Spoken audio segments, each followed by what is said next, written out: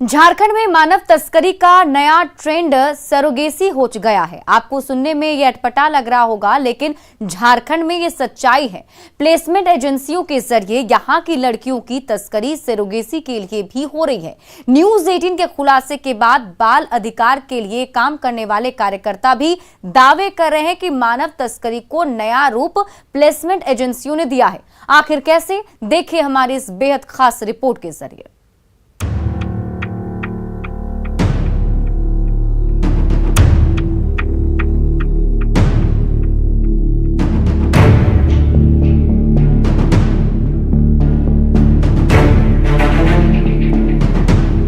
झारखंड आदिवासियों का प्रदेश, जहां बसता है जनजातीय समाज, जहां के मेहनतकश ग्रामीण प्रकृति प्रेम के लिए जाने जाते हैं। लेकिन इसी प्रदेश में मानव तस्करी का धंधा कई सालों से चल रहा है।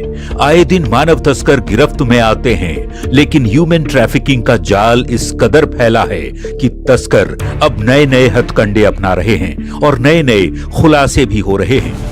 अब तो झारखंड की बेटियों के साथ मानव तस्कर सरोगेट मदर का भी काम करवा रहे हैं। ये बेहद चौंकाने वाला खुलासा हुआ है प्लेसमेंट एजेंसियों का संरक्षक पन्ना लाल के कबूलनामे से।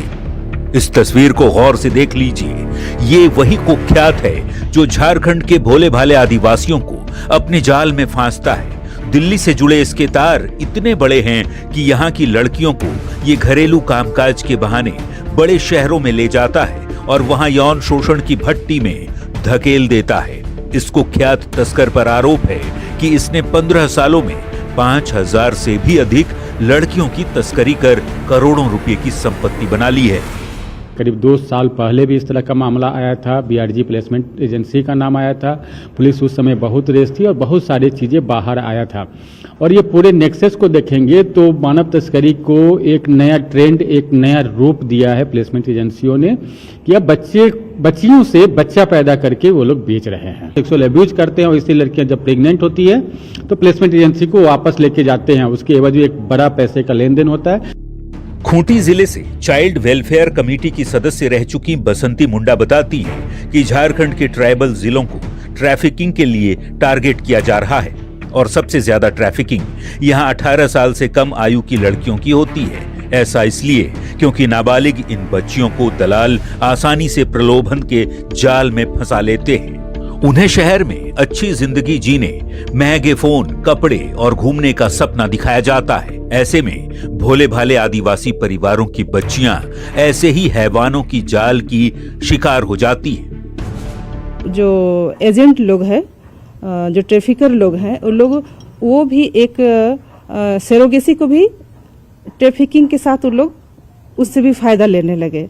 बच्चों को ट्रैफिकिंग के लिए ले जाया जाता है, काम के लिए, जो भी गलत काम के लिए ले जाया जाता था। उसके बाद अब सरोगेसी पर उन लोग का हो गया है कि इससे भी हम पैसा ज्यादा से ज्यादा कमाएं।